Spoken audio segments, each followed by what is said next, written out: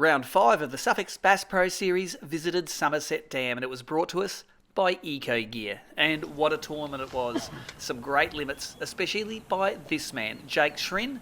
He won by over 4 kilos, and let's listen to his version of how it all went down.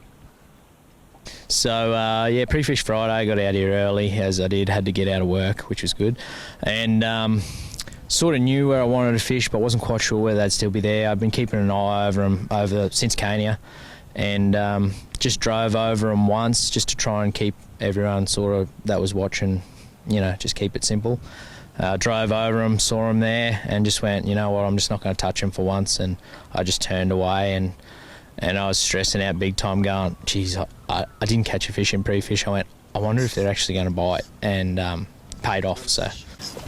Haven't got the net out, I haven't got no drag either. So on the Saturday, I was just in the timber, not far into the timber. I found a flat just off the creek bed and into the creek bed, and like I said, I've been watching it over about a month, and I just found that there's fish all through this Kirkley, but no boats going there, so it means sort of no pressure, and I think that was a fair key, just to get a bit of space to yourself, and yeah, it seemed to work really well. Yeah, so I was just using plastics. I was using Ecogear 5.8 and OSP HP tail shads in the 3.1 inch, and it was just the first day they were pretty active. Cast out, just try and keep it as close as you could to the bottom, and when you felt that you were a bit far off, just drop it back. Sometimes they reacted to the drop back, sometimes they didn't, but yeah, just trying to keep it as close to the bottom as you can, and yeah, big long casts with the wind. They just picked it up, kept tapping at it, and you sort of just had to let them have it. If you struck, they'd leave. You just had to give it to them, and they'd suck it in, and yeah, it worked excellent on day one. Just went crazy.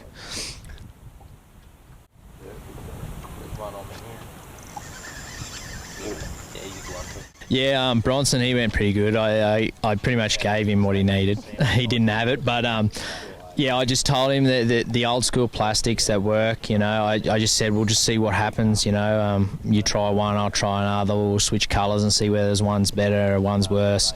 And he used the other thing, and yeah, I think he got big bass. Oh, he had big bass for a while, and yeah, he held his own there pretty well, so it was good, yeah.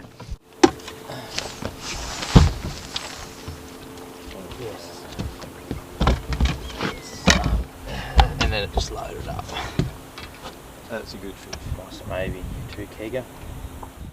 I was just using the OSP HP shad tail in the 3.1 inch. That's colour 139. It's just a real natural colour, and as a lot of people know, barra and all that sort of fish, they love a bit of that action on the tail, so I do a bit of chartreuse dip. The smack jig head in the 5/8, it was just, if there was a heavier one, I'd use it. Using 10-pound leader, I don't like to go any lighter than that, and that's Torre. I don't go any lighter because there's some big fish in here and they tear that up. Also using the F4 braid, Torre F4 braid in the 0.8, which is really fine but super strong. Didn't have a problem with it all weekend until I busted a snag off and didn't have enough line. But yeah, and the Edge rod 703, it's just that one rod that I've been using for everything all year. It's just one of the best all-round rods I've ever used. And the Steve's just a real sort of slow ratio reel, just to try and keep you down in that zone as long as you can without doing anything erratic. So worked really well as a big combo. Today I was fishing with Tom Deere. Same thing. I just went up there, and it's hard to tell whether they're going to bite or not on the second day. You sort of just got to slog it out. Got up there, and nobody else come up other than the other person that was there, and we just fished away. I got to fish pretty well straight up, and I was like, oh, this is either a good or a bad thing. And then it was a grind. We sort of just, you get a bite every hour, or for that first bit, and I was just going, it's not like tomorrow, it's not like yesterday, but then we just kept persisting with it, getting that one bite an hour, and it just paid off. They were those decent fish, they weren't the rats, and yeah, it really held up for the 2 days. Luckily, I didn't realise it was so tough everywhere else until I got back in and realised, wow.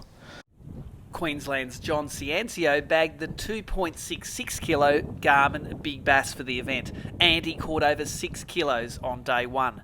Day two, however, he struggled like most of the field, but still he ended up in 4th place.